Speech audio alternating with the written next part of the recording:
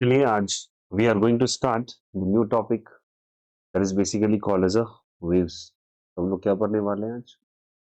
Waves की study करने वाले हैं। और वेव्स हमारे देखोगे आप सिंपल हार्मोनिक मोशन जो चैप्टर होता है दैट इज एसएचएम, उसके ठीक बाद का chapter that is basically called as a wave. ठीक है। वेव्स के बारे में बेटे क्या समझते हैं? चलो समझते हैं यहाँ पे कि कुछ वेव्स की दो कैटेगरी है। सबको पहले समझते हैं कि what is waves. The question arises कि वेव्स क्या होता है। कंसीडर है कि लेट अस सपोज यहाँ पर एक आपके पास दो रिजिड एंड्स हैं इस तरीके से बंधे हुए। ठीक है। इस एंड के बीच में इस तरीके से एक वायर को ऐसे करके नॉट कर दिया गया। तो नॉट कर दिया गया है वायर को। इसको दोनों एंड से नॉट कर दिया गया, मतलब इन दोनों एंड से इसको बांध दिया गया। ठीक है। और मान के चलो कि लेटर सपोज यहाँ पे आप क्या करते हो कि आपके पास एक रॉड प्रेजेंट है। इस रॉड की मदद से आप इस वायर पे जाके बीट करते हो, मतलब इस वायर पे आप जाके इस तरीके से स्ट्राइक करते हो। You are striking on the wire. What will going to happen कि अगर आप स्ट्राइक करते हो तो स्ट्राइक करने के कारण यहाँ पे एक रिपल्स टाइप का जनरेट होना चालू होता है। ठीक है। ये वायर ऊपर की तरफ जाता है, थोड़ा नीचे की तरफ आएगा, फिर ऊपर की तरफ जाएगा, फिर नीचे की तरफ आएगा, अगेन ऊपर की तरफ जाएगा, फिर नीचे आएगा, और लगातार ये प्रोपगेट करता हुआ मूव करता हुआ आगे की तरफ बढ़ जाता है। ये आगे की तरफ इस तरीके से बढ़ जाता है तो इट स्टार्ट प्रोपगेटिंग। कहाँ से कहाँ चला जाएगा जल्दी बताओ? यहाँ से ये लेफ्ट साइड से किधर चला जाएगा जल्दी बताओ? राइट साइड की तरफ चला जाएगा। तो यहाँ से आपने क्या किया? आपने तो केवल लेफ्ट साइड इसको बीट किया था, बट एक आपको यहाँ से एक डिस्टरबेंस या फिर एक डिस्टरबेंस या कुछ वेव के मतलब वायर के शेप में चेंजेस नजर आएगा, जो कि लेफ्ट से राइट तरफ जा रहा है। लेफ्ट से राइट की ओर जा रहा है, जो कि वायर के अंदर एक चेंजेस नजर आएगा और लगातार आपको प्रोपागेट करता हुआ नजर आएगा, मतलब मूवमेंट आपको नजर आएगा। एक तरीके का डिस्टरबेंस, एक तरीके का डिस्टरबेंस जो कि कहाँ से कहाँ जाने की कोशिश कर रहा है, that is start to propagate from left to right. जब कभी आप इसको मिट करते हो तो जैसे आपने मिट किया इसको, ये ट्रैवल होके कहाँ से कहाँ चला जाता है बताइए? लेफ्ट से किधर चला जाता है? राइट की तरफ ट्रैवल होके चला जाता है। लेफ्ट से किधर की तरफ चला जाता है? राइट की तरफ चला जाता है। तो ये डिस्टरबेंस तो गया। तो मैं आपसे सवाल करता हूँ कि आपसे सवाल है सिंपल, क्या यहाँ पे आपको वायर की ट्रैवलिंग दिखी? वायर थोड़ी, वायर तो मूवमेंट कर रहा था अपनी जगह पर। वायर अपनी जगह पे मूवमेंट कर रहा था, बट एक ऐसा लग रहा था कोई डिस्टरबेंस, या दूसरे शब्दों में कह लो कि कोई एनर्जी ट्रैवल करती हुई किधर से किधर की तरफ जा रही है, लेफ्ट से राइट की तरफ मूव करते हुए नजर आ रही है। तो some kind of disturbance in the another term आप इसको कह सकते हो किसी प्रकार की एनर्जी जो कि ट्रैवल करते हुए किधर से किधर की तरफ जा रही है, लेफ्ट से राइट की तरफ जा रही है, बिना किसी चीज को डिस्टर्ब किए। तो मतलब ये वायर से तो एक डिस्टरबेंस जा रहा है, बट वायर का ट्रैवल नहीं हो रहा। क्या प्रोपगेट नहीं कर रहा? वायर केवल अपनी जगह पे अप एंड डाउन मोशन कर रहा है इस तरीके से। वायर ट्रैवल नहीं कर रहा है। वायर क्या नहीं कर रहा है? वायर ट्रैवल नहीं कर रहा है। तो अगर क्या ट्रैवल कर रहा है? ये डिस्टरबेंस, या एक तरह की डिस्टरबेंस कह लीजिए, डिस्टरबेंस कह लीजिए, या दूसरे तरीके से कह लो कि एनर्जी के फॉर्म में कोई चीज लेफ्ट से राइट की तरफ चलता चला जा रहा है। कहाँ से कहाँ तक? लेफ्ट से राइट की तरफ। दिस प्रोपगेशन और दिस डिस्टरबेंस जो कि लेफ्ट से राइट की तरफ जा रहा है बिना वायर के पार्टिकल को साथ लिए हुए, that is basically called as a waves. क्या कहलाता है? वेव्स। वेव्स एक्चुअली क्या है? वेव्स के बारे में कहा जाए, वेव्स एक्चुअली एक प्रकार से एनर्जी का एक प्रकार से एनर्जी का प्रोपगेशन है। एनर्जी का क्या है जल्दी बताओ? प्रोपगेशन है, जिसमें एनर्जी का प्रोपगेशन है, जिसमें एनर्जी आपको लेफ्ट से किसकी तरफ चली जाती है? राइट की तरफ, without without without carrying carrying the particles of medium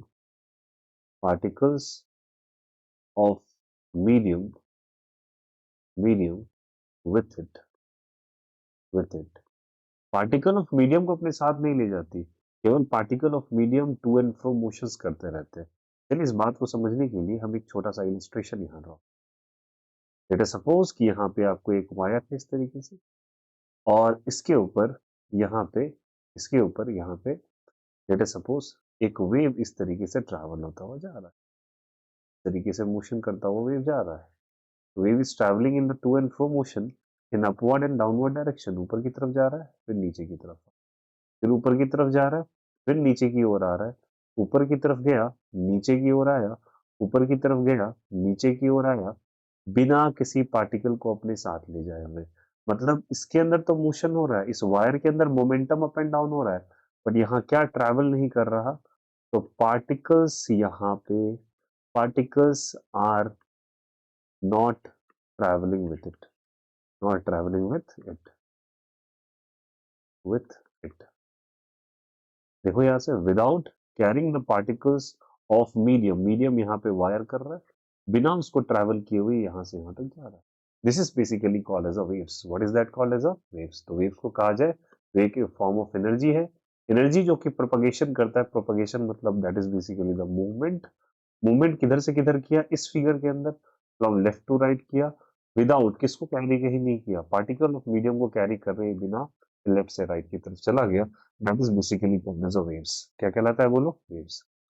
चलिए इस बात को आगे और समझते हैं और समझेंगे वेव्स के बारे में डिटेल से। ठीक है, तो वेव्स जैसे कहा जाए तो बच्चे वेव्स की कैटेगरी कितनी होती है? वेव्स हम लोग बेसिकली थ्री टाइप्स की पढ़ते हैं अपने 11th और 12th क्लास में। एक वेव पढ़ते हैं that is called as a string wave. String wave, string बच्चे हम कहते हैं वायर्स को। देखते हो गिटार में स्ट्रिंग्स लगे होते हैं, गिटार में स्ट्रिंग लगे देखे आपने, तो तार को कहते हैं, तो कहते हैं स्ट्रिंग वेव। और इसके वेव्स जनरली वन डायमेंशन में प्रोपगेट करते हैं। कितने डायमेंशन में? वन डायमेंशन में।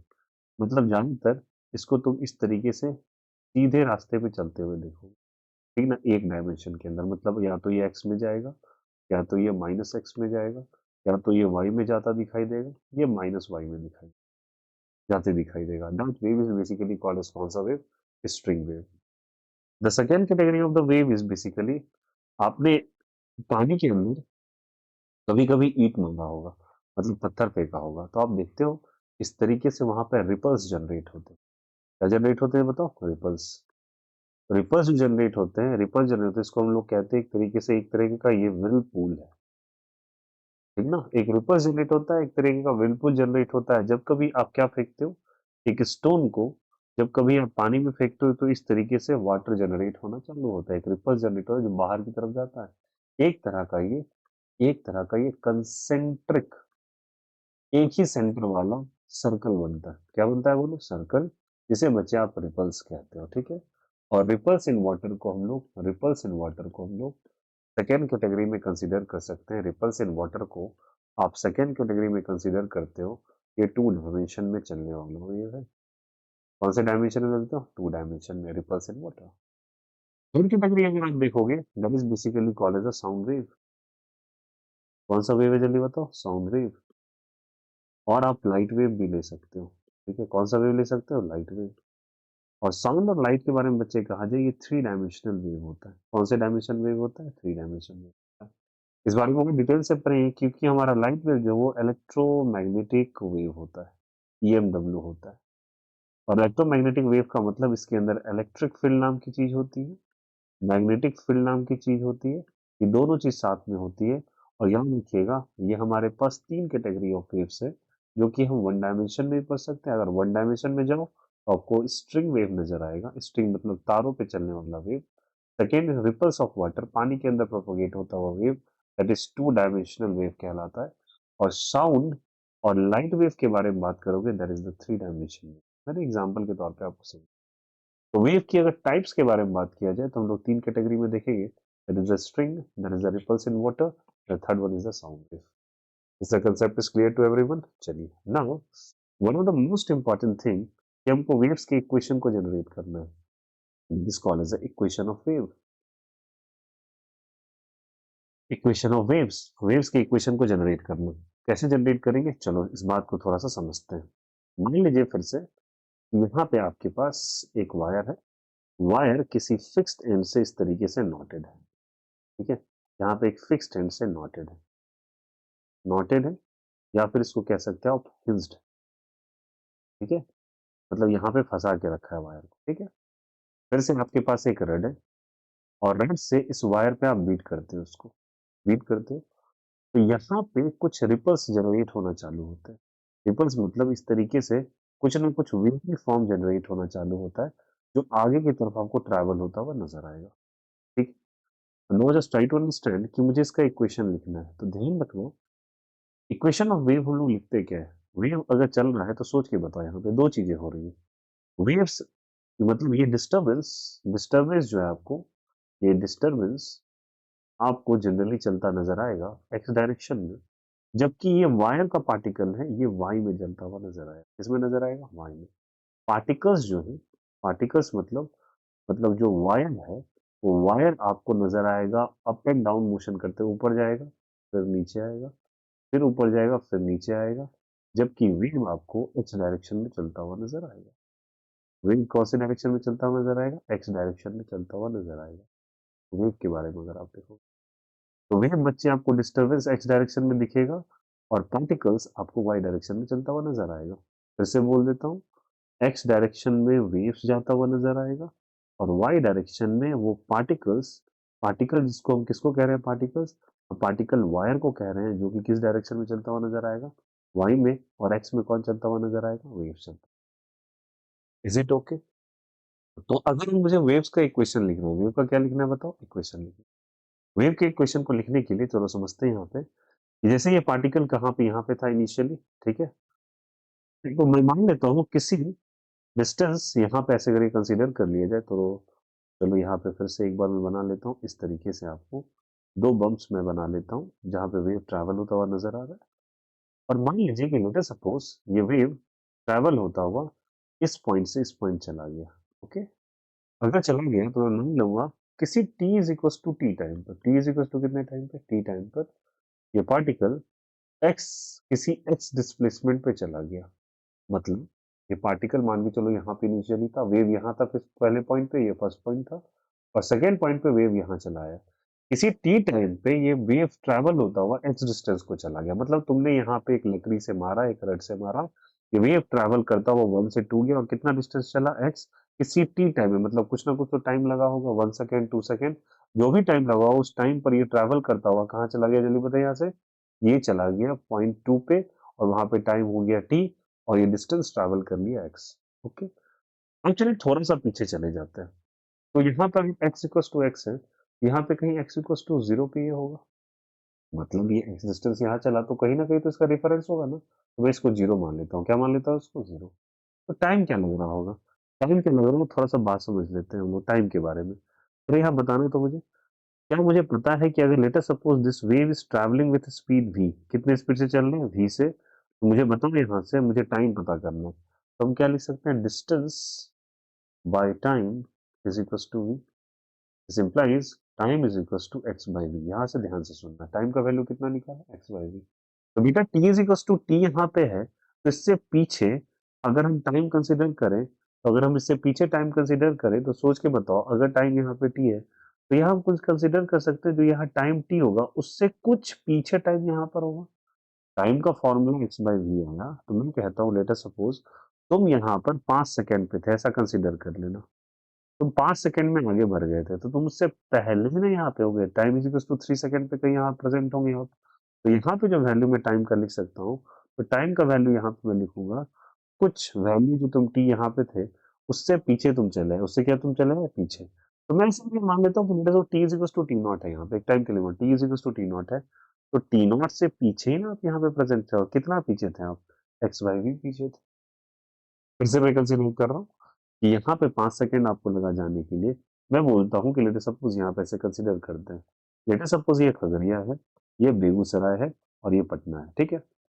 तुम 10 बजे यहाँ पे थे, 10 AM पे तुम यहाँ पे थे, तो बताओ तुम खगड़िया पे कब होगे?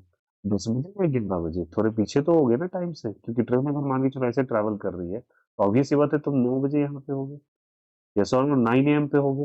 तो तुम टाइम में तो पीछे चले गए, और टाइम निकालने का फॉर्मूला क्या होता है? X by V. तो अगर मैं इस पोजीशन को टी नॉट कंसिडर कर रहा हूँ, तो इससे पहले वाले पोजीशन को T not minus X upon V consider करूंगा, क्योंकि एक्स बाई वी ही तो टाइम होता है। तो ऑब्वियस ही बात है इस पॉइंट का जो टाइम हो जाएगा T minus, sorry T not minus X upon V, जबकि इस पॉइंट का time T is equal to T naught होगा। Is it okay? यहाँ पे डिस्प्लेसमेंट का वैल्यू 0 है और यहाँ पे डिस्प्लेसमेंट का वैल्यू x है। ये इलस्ट्रेशन पहले समझ में आया सभी को? उम्मीद करता हूँ ये इलस्ट्रेशन सबको समझ में आएगा। बेहद ही आसान, बेहद ही इजी। ठीक है, तो हमारे पास ये चीज आ गया। अब चलिए इसी बात को हम लोग फिर से एक बार यहाँ पे लिख लेते हैं। मैंने कहा कि यहाँ पे मेरे पास स्ट्रिंग है, स्ट्रिंग के अंदर वेव इस तरीके से प्रोपगेट करता हुआ राइट डायरेक्शन में जा रहा है। और लेटर सपोज यहाँ पर मैंने कहा टाइम का वैल्यू टी नॉट है और एक्स का वैल्यू एक्स है, क्योंकि ये वेव यहाँ से यहाँ तक एक्स डिस्प्लेसमेंट ट्रैवल कर चुका था। तो मेरा सेकेंड इलस्ट्रेशन यही था बच्चे, कि मेरा सेकेंड इलस्ट्रेशन ये था कि इस पॉइंट पर टाइम का data T not minus X upon V होगा, जबकि एक्स का वैल्यू 0 हो जाएगा, क्योंकि वेव यहीं से ट्रैवल करते हुए यहाँ से गया। तो मुझे ये दो पॉइंट्स के बारे में चीजें पता चल गई, पॉइंट नंबर 1 और पॉइंट नंबर 2 के। Is it okay? चलिए यहाँ पे x इक्वल्स टू मैंने 0 रखा, तो मैं लिखता हूँ y। अब देखो पार्टिकल का डिस्प्लेसमेंट y डायरेक्शन में है, प्लीज ध्यान रखना पार्टिकल्स y में जा रहा है और वेव किस में जा रहा है जल्दी बताओ, x में। फिर से यहाँ लिख देता हूँ, वेव यहाँ जा रहा है x में और पार्टिकल किस में जा रहा है, y में। ना let us suppose take some of the conditions. ठीक है, मुझे y का इक्वेशन, y के लिए पार्टिकल्स के लिए इक्वेशंस लिखना है। तो y जो पार्टिकल है वो दो बातों पे निर्भर करता है। y जो पार्टिकल है वो दो बात पे निर्भर करता है। y is actually a function of displacement and time. किसका डिस्प्लेसमेंट? वेव का डिस्प्लेसमेंट। वेव का डिस्प्लेसमेंट इसके डिस्प्लेसमेंट पे निर्भर करेगा और किस समय पे ये डिस्प्लेसमेंट प्रोड्यूस कर रहा है उस टाइम पे डिपेंडेंट होगा। तो मतलब जो ये पार्टिकल का डिस्प्लेसमेंट है, पार्टिकल मतलब पार्टिकल में बार बार वायर को बोल रहा हूँ, ये पार्टिकल का जो डिस्प्लेसमेंट है वो बेटा दो बातों पे निर्भर करेगा। व्हाट आर द दो बात? दो बात ये है कि पार्टिकल का जो डिस्प्लेसमेंट है वो निर्भर करेगा कि यहाँ पे वेव का डिस्प्लेसमेंट क्या होगा। वेव के डिस्प्लेसमेंट को एक्स से रिप्रेजेंट किए हैं, एक्स पे डिपेंड करेगा। और दूसरी बात है वो टाइम पे डिपेंड करेगा। ठीक है, अब डिफरेंट सिचुएशन और कंडीशन को मान लेते हैं। मान लीजिए पार्टिकल दो बातों पे डिपेंड कर रहा था, y is a function of displacement as well as a time. तो मैंने y is equal to X equal to 0 रखा। ठीक है, और टाइम की जगह मैंने t रखा। x इक्वल टू 0 और टाइम की जगह t रखा। x को अगर मैं 0 रख दूं, x को क्या रख दूं बोलो 0, x को 0 रख दूं, तो बताओ यहाँ से x इक्वल 0 रख दिया, x जब 0 हो गया तो अब y पार्टिकल y पे तो x पे डिपेंड नहीं करेंगे क्योंकि x 0 हो चुका है। तो y is only a function of time here, क्योंकि केवल और केवल मैंने x इक्वल्स टू 0 पे टाइम को t माना, तो ये फंक्शन ऑफ टाइम बचा केवल। और कंट्राडिक्टरी उल्टा ले लो कि अगर यहाँ पे मैं यहाँ पे कंसीडर कर लेता हूँ कि अगर लेटर सपोज x को यहाँ पे 0 रखा और वो t टाइम की जगह t रखा। ठीक है, तो इसको x को मैंने 0 रखा यहाँ पे और x इंटू टी टाइम में रखेंगे, तो y is a function of x equals to 0। x equals to क्या जी बताए यहाँ से 0, और x इक्वल्स टू 0 पे बताओ टाइम इंटरवल का वैल्यू कितने के बराबर हो रहा है, T not minus X B. तो यहाँ हम लिख सकते हैं T not minus X upon V, time की जगह। मैंने कहा टी, तो टी की जगह मैंने ये रख दिया, कोई दिक्कत यहाँ से, टी की जगह ये रख दिया। तो y as a function of X T, तो हम लिख सकते हैं x जब 0 हो गया तो y is a function of T not minus X upon V, मतलब y is only a function of time. फिर से मैं बहुत क्लियर कर देता हूँ, जब आप इस पोजीशन पे x के वैल्यू को 0 ही रख रहे हो तो यहाँ पे y डिपेंड कर रहा है x पे और t पे। तो पहले वाले पॉइंट पे x का वैल्यू जब 0 हो गया तो y केवल और केवल टाइम पे डिपेंड करेगा। और टाइम का डेटा इस पॉइंट पे कितना निकल के आया, ये देखिए टी नॉट माइनस एक्स भी। तो यहाँ पर y डिपेंड करेगा केवल टाइम पर, और y अगर टाइम पे डिपेंड करेगा तो टाइम का डेटा x इक्वल्स टू 0 पे कितना लिखा हुआ है यहाँ पे, y is equals to that is T not minus x by we.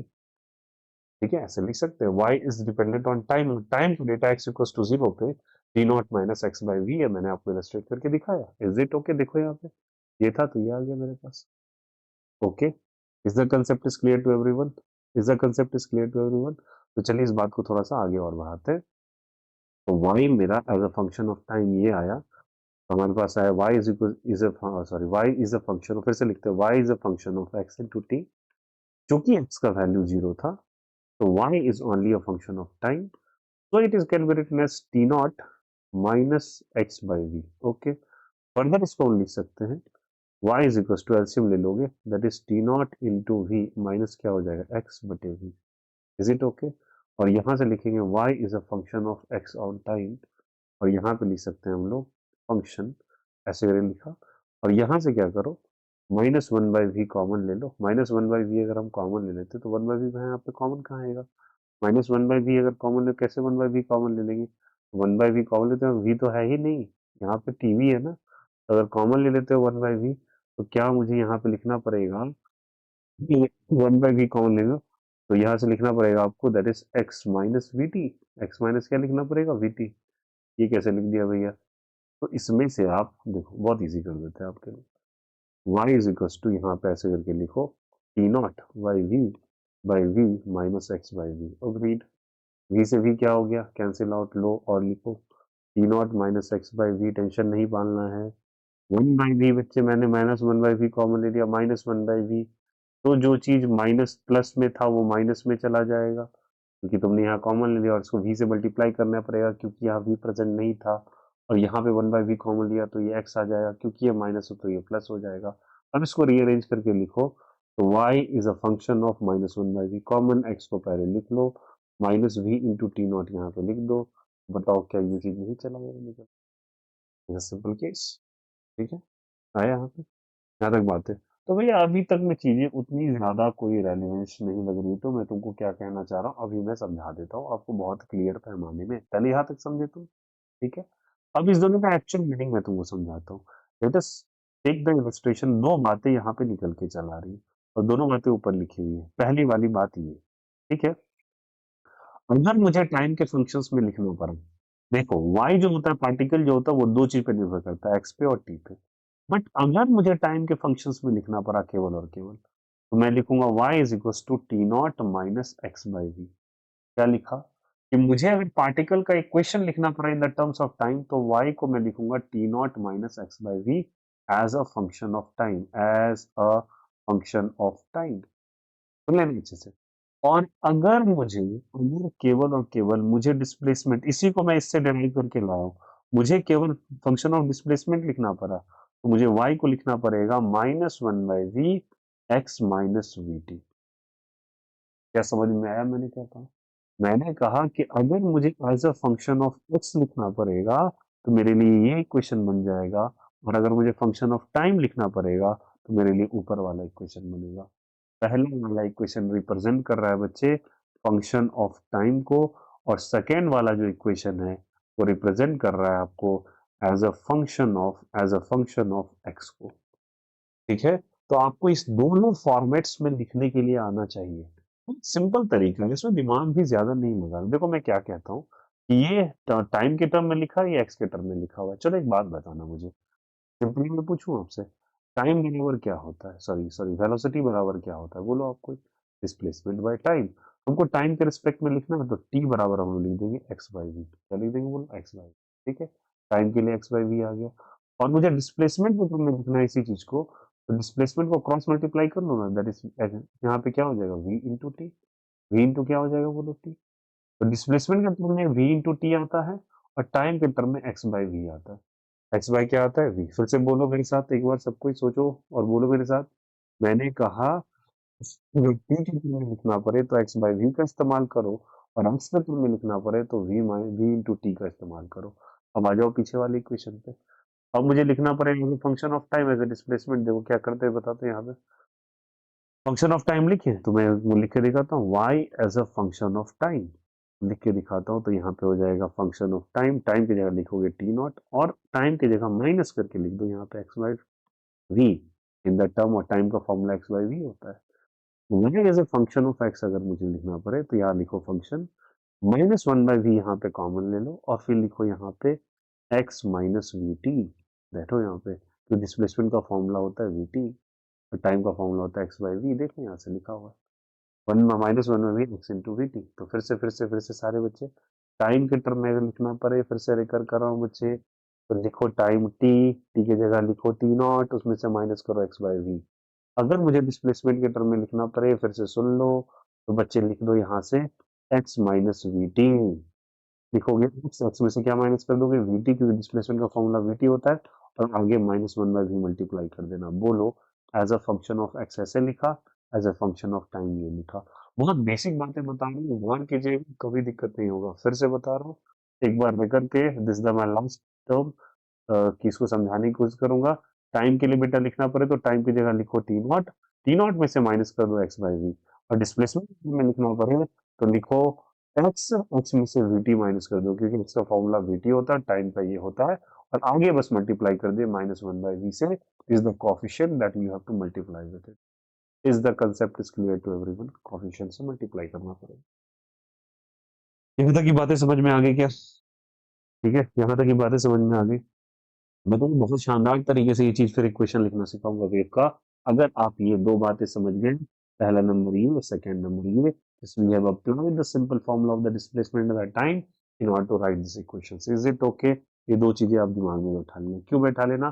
क्योंकि आगे आपको डिफरेंट प्रोफाइल्स मिलेंगी, उस प्रोफाइल के अंदर आपको समझना पड़ेगा कि इक्वेशंस को क्या हम लोग डील करते हैं। एक बार मैं चेक कर लेता हूँ अपनी रिकॉर्डिंग सेशंस को। ठीक है, चलो बढ़िया चल रहा है सब कुछ। चलो यहाँ पे नेक्स्ट वन हम लेते हैं। Suppose we are considering now the आगे वाला सेक्शन कि हम लोग को इक्वेशंस लिखने हैं, ठीक है। y as a function of variable are displacement sorry for that, displacement is a function of x and t. So displacement is a function of x and t, तो हम लोग लिखते हैं function of x and t। अब दिखना क्या है, function of x and t। जब आप इसको लिखना चालू करते तो कुछ ना कुछ आपको कोएफिशिएंट ऑफ x मिल जाता है। कोएफिशिएंट ऑफ x भैया ये क्या माथा पच्ची कर दिया बेटा, डिस्प्लेसमेंट के आगे लग रहा कुछ ना कुछ चीज मिलेगा, टेंशन ना पाले, हम आपको समझा देंगे एसएचएम की इक्वेशन की मदद से। डिस्प्लेसमेंट के आगे कुछ ना कुछ लगता हुआ चीज मिलेगा, प्लस माइनस, प्लस भी हो सकता है माइनस भी हो सकता है। टाइम का भी आपको कोई ना कोई फंक्शन मिलेगा, कोएफिशिएंट मिलेगा, तो coefficient of b is the coefficient of time. और साथ ही साथ आपको यहाँ पे प्लस या माइनस सी भी लिखा मिलेगा, मतलब कोई ना कोई यहाँ पे आपको किसी ना किसी प्रकार का कोई कांस्टेंट या कोई एंगल मिलेगा। कांस्टेंट या क्या मिलेगा जल्दी बताओ? एंगल। ये सब तामझाम इसलिए कराया जाएगा ताकि आप वेव्स की इक्वेशन को प्रॉपरली डेजिग्नेट कर सको, पहचान सको, और लिखने की आपके पास कैपेसिटी अच्छी होनी चाहिए कि वेव की इक्वेशन को क्या लिख सकते हैं। अभी तुमको समझा देता हूँ। ए इज बेसिकली क्या है, is the coefficient of what जल्दी बताइए, x. And b is what जल्दी बताइए, it is the coefficient of time. Coefficient of what जल्दी बताइए, टाइम। ठीक है। अब भैया एक इलस्ट्रेशन बता दो, इतनी देर से वेट करा रहे हैं तो समझो यहाँ से। जो बच्चे सिंपल हार्मोनिक मोशन का इक्वेशन होता है वही इक्वेशन वेव का भी चलेगा। तो y as a function of x into t अगर आप लिखना चाहोगे, that can be written as a sine omega T plus minus के एक्स प्लस माइनस फाइव। अब तुम समझ गए मेरी बात को, अब तुम समझ गए मेरी बात को। चलो को रिलेट करो वहां से, ऊपर वाले इक्वेशन को देखो और मैं तुम्हें समझाता हूँ। y is equal to x t. पहले इस जो देखते हैं, शाइन की जगह तुम लिखा, ये क्यों लिखा, ये क्यों लिखा, ये दोनों पे क्वेश्चन मार्क डालते हैं, पहले इस पे आ जाते हैं। बताओ, टाइम के आगे लगा है ओमेगा, मैंने बोला टी के आगे कोई ना कोई इक्वेशन मिलेगा आपको, ठीक ना। उसके बाद देखो यहाँ पे k इंटू एक्स, देखो x के आगे कुछ ना कुछ लिखा मिल रहा है क्या? Okay, five. सी की जगह क्या लिखा है? फाइव।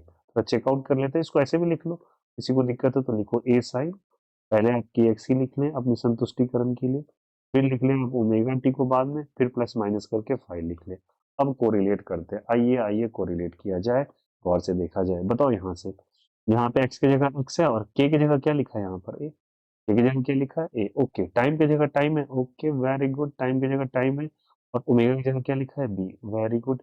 टाइम के तो यहाँ से देखो क्या लिखेंगे, a का वैल्यू बेटा आया k के बराबर, b का वैल्यू आया ओमेगा के बराबर, और c की जगह एक कांस्टेंट आपको नजर आ रहा है that is plus minus five के बराबर है, that is the phase angle. कौन सा एंगल जल्दी बताओ? Phase angle. और ये जो इक्वेशन आपको नजर आ रहा है इसको हम इक्वेशन ऑफ वेव कहते हैं। इक्वेशन ऑफ क्या कहते हैं बताओ? वेव कहते हैं, ठीक है। इसे हम लोग साइनसोइडल इक्वेशन भी कहते हैं। भैया कौन सी फालतू, और सोडियल फालतू तो नहीं कह सकता यार, ठीक ना, बट कौन सी एकाएक आपने ऐसी हैवी सी इक्वेशंस लिख दी। चलिए इस बारे में थोड़ा आप डिटेल डिस्कशन कर लेते हैं। आइए गणित भैया का हेल्प लिया जाए और इसका मदद से ये वाली चीज को और समझा जाए डिटेल से। आइए आप लोग रेडी है क्या? देखा जाए यहाँ पर बच्चा। अब let us suppose take this equation, ऐसे करके हम लोगों ने यहाँ पे एक लाइन ड्रॉ कर दिया, okay. Now we are going to draw the wavy equation। ये waves हम लोगों ने इस तरीके से अगर बनाया, well and good, well and good, well and good, यहाँ से wave बनाया, ठीक है।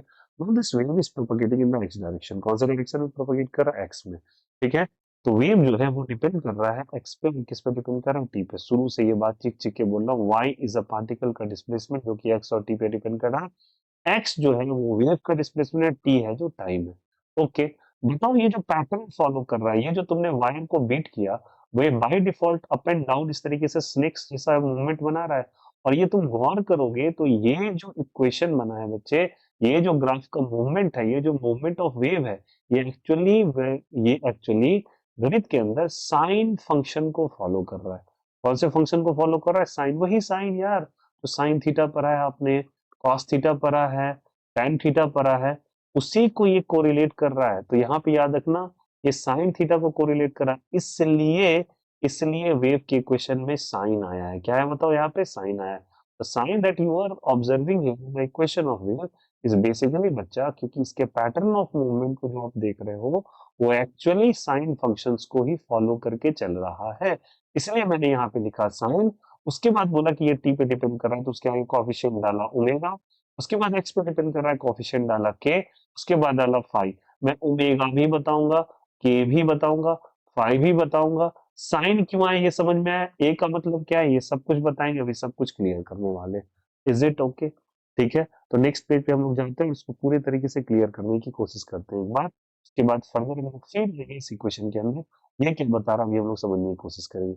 चलिए यार लिखते हैं, y इज इक्वल टू, बच्चे मैंने लिखा a साइन, बोलो मेरे साथ, ओमेगा टी, ठीक है, प्लस माइनस के एक्स प्लस माइनस फाइव।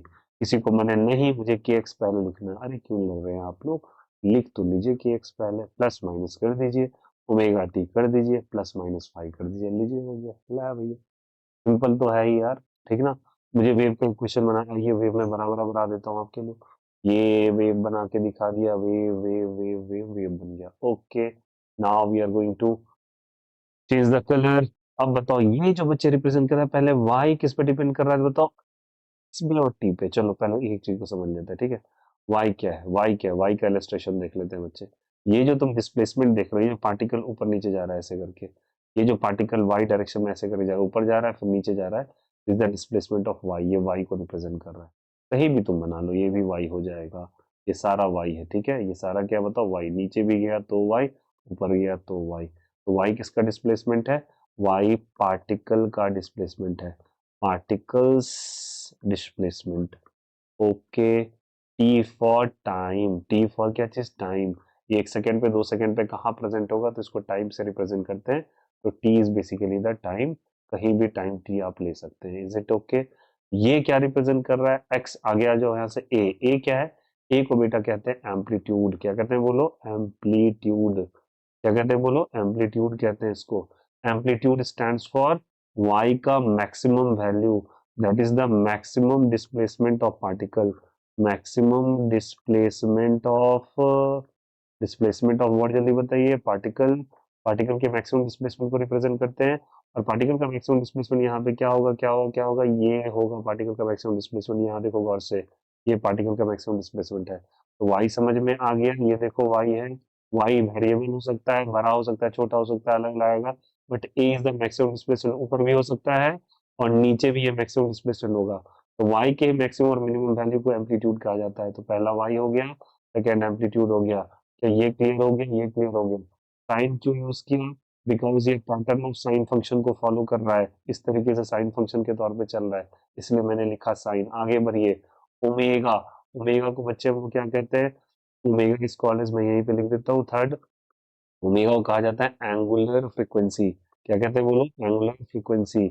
अभी आप दिमाग में रखोगे, इसका फॉर्मूला होता है एक, that is equal to 2 pi by capital T. Capital T, capital T क्या, टेंशन ना ले, बट ओमेगा का फॉर्मूला याद रखिएगा 2 पाई बाय टी। और कहीं कहीं पे यूज हो जाएगा तो थीटा बाय टीवी कर लेना, थीटा बाय क्या कर लेना, टीवी कर लेना। तो ये दो फॉर्मूला आप याद रखिएगा, जब आएगा आगे यूज केस बताऊंगा इसका। 2 पाई बाय टी, इसको एंगुलर फ्रीक्वेंसी कहा जाता है। उसके बाद टाइम टी को जान ही रहे बच्चे, तो ये क्लियर हो गया, ये क्लियर हो गया। के के बारे में क्या ख्याल है आपका? के को बेटा हम लोग कहते हैं, ये कांस्टेंट है, इसे हम लोग कहते हैं प्रोपागेशन कांस्टेंट। बोलो मेरे साथ, प्रोपागेशन कांस्टेंट के नाम से जाना जाता है। और इसका फॉर्मूला क्या होता है भैया, जल्दी बता दीजिए। चलो मैं थोड़ा कलर चेंज कर लेता हूँ ताकि आपको इलस्ट्रेशन में दिक्कत ना हो। के का जो फॉर्मूला होता है बेटा 2 पाई अपॉन लेमडा होता है। 2 पाई में क्या होता है? लेमडा होता है। याद रखिए, लेमडा क्या है भैया, हमें नहीं पता। लेमडा कहते हैं इस डिस्टेंस को। 10 से थोड़े पढ़े लिखे लोग को उम्मीद कर रहा हूँ जो 12th में आए होंगे, इससे हम लोग कहते हैं लेमडा। क्या कहते हैं बोलो? Lambda. Displacement of wave, wave का ही डिस्प्लेसमेंट होता है। वेव का डिस्प्लेसमेंट बताओ, एक्स डायरेक्शन में था। वेव का डिस्प्लेसमेंट एक्स डायरेक्शन में था, मैंने बोला वेव चलता है एक्स में, पार्टिकल चलता है वाई में, वेव चलता है एक्स में, पार्टिकल चलता है वाई में, वेव एक्स में, पार्टिकल वाई में। तो पार्टिकल ऊपर नीचे जा रहा है, वेव आगे जा रहा है, ठीक है। ये जो एक कंप्लीट वेव बना है, देखो यहाँ से कंप्लीट वेव बना रही है, मेरे पेन को गौर करो, ये हाँ बन गया। एक पार्टिकल बना, ये जो डिस्प्लेसमेंट बना है that is called the wavelength. क्या कहलाता है? Wavelength, that is the lambda. 2 pi bye lambda इसका फॉर्मूला होगा, इसका 2 पाई बाय टी होगा। देखो यहाँ से इसका 2 pi bye T, theta by T भी चलेगा, और इसका 2 पाई अपॉन लेम्डा हो जाता है। Is it okay to everyone? ठीक है। और यहाँ पे x is the displacement of wave मैंने बता दिया, तो ये भी क्लियर, ये भी क्लियर, ये भी क्लियर, ये भी क्लियर। और आ जाते हैं phi. Phi is basically called as a phase angle. क्या कहलाता है? Phase angle. ये कुछ भी हो सकता है, 50 degree, 40 degree, whatever it may be. ये थीटा का कुछ भी हो सकता है, 30 degree, 40 degree, pi, pi by four, whatever it may be, ये एंगल है, ठीक है। एंगल रखेंगे। और इस पूरे के पूरी चीज को, इस पूरे के पूरी चीज को क्या कहते हैं? इस पूरे के पूरी चीज को जो देख रहे हैं इसे फेज कहा जाता है। एक्चुअली ट्रिग्नोमेट्री में ये एंगल कहलाता है, बट इसको तुम फेज लेके चलोगे। क्या लेके चलोगे? फिर से बोल रहे हैं, इसे फेज लेके चलोगे। क्या लेके चलोगे? फेज। तो क्या सबको ये बातें क्लियर हो गई क्या? यहाँ पे जितनी बातें लिखी है क्लियर है, यहाँ से हमारा क्या कर लेते हैं? Y stands for particle का displacement. A is the maximum displacement of a particle, that is the amplitude. Sin is the sin function जो कि ऊपर नीचे जा रहा है. Omega is basically the angular frequency. T is basically time. K is basically propagation constant. X is the displacement of wave. Phi is basically the displacement of anything, but it is a phase angle. तो यहाँ पे सब कुछ लिखा हुआ है, particle का displacement, K is the amplitude, omega is the angular frequency, K is the propagation constant। क्या सभी को ये बातें समझ में आ गई? यहाँ पे सिंपल एक इक्वेशन लिख के बताया भी, उम्मीद कर रहा हूँ सबको समझ में आ रहा होगा। ओके, चलो यहाँ तक बातें समझ में आ गई। तो वही मैंने लिखा था कि वही जो होता है ना, जो पार्टिकल का डिस्प्लेसमेंट एक्स और टी पे डिपेंड कर रहा है, इसको जनरली हम लोग ऐसे कर लेते हैं, five into A x plus minus B T plus minus C, ठीक है। ऐसे ही लिख देंगे, और अब परेशान मत करना, वही चीज हो गया यार। यहाँ पे लिखते हैं हम लोग के x plus minus omega T plus five, ठीक है। इसी चीज को ऐसे करके लिखा है। क्यों लिखा अभी सब बता रहा हूँ, समझाने के लिए बता रहे, समझने के से। तो वाई एक्स और टी पे डिपेंड कर रहा है, उसके लिए ये चीज आया। मैंने इसी चीज को घुमा फिरा के इसमें लिखा है। क्यों लिखा अभी तुम्हें समझ में आ जाएगा, ठीक है। तो मैंने कहा था ये जो ब्रैकेट के अंदर वाली चीजें हैं, ब्रैकेट के अंदर वाली चीजें हैं, इससे बच्चे हम लोग कहते हैं फेज। क्या कहते हैं? बोलो बोलो मेरे साथ, फेज। इसे भी क्या कहेंगे जल्दी बताओ? फेज। बहुत ही बढ़िया, बहुत ही सुंदर। तो हमारे पास फेज निकल के आया है, वो निकल के आया बच्चा, x plus minus B T plus क्या आया जल्दी बताओ? Plus c. बोलो हाँ या ना। Is the concept is clear? और इस फेस को हम लोग कांस्टेंट मानेंगे। क्यों कांस्टेंट मानेंगे? मेरी बात को ध्यान सुनना। फेज हमारे लिए क्या है जल्दी बताओ? एक तरह का कांस्टेंट वैल्यू है। क्यों? क्योंकि ये साइन के साथ लगने वाला कुछ ना कुछ वैल्यू था। अरे बोलो हाँ या ना। कुछ ना कुछ वैल्यू था। और अगर ये वैल्यू होगा तो ये वैल्यू किसी ना किसी कांस्टेंट के बराबर होगा, क्योंकि साइन या फिर ट्रिग्नोमेट्रिक फंक्शन किसी ना किसी एंगल का निकलता है। बचपन से नहीं निकाले क्या? साइन 30 डिग्री 1/2, साइन 45 डिग्री, बोलो भैया 1/√2, साइन 60 डिग्री, बोलो बोलो जोर से बोलो √3/2। क्या ये कांस्टेंट नहीं है बेशर्मो? बोलो बताओ यार, है ना? ये सब के सब कांस्टेंट है। तो ये चीज जो आपको नजर आ रही है कांस्टेंट ही तो है। तो ये मेरे पास कांस्टेंट है, ये मेरे पास एक कांस्टेंट आ गया निकल के। तो फिर से कांस्टेंट का डेटा कितना आ गया भैया? एक ही चीज कितना बार बताते हो? बताना पड़ता है यार, नहीं तो कुछ युगांडावासी बैठे रहते हैं, उनको समझ में नहीं आती चीजें। A x plus minus B T plus क्या हो जाएगा जल्दी बताओ? सी। और कितने के बराबर हो जाएगा बताओ? कांस्टेंट के बराबर हो जाएगा।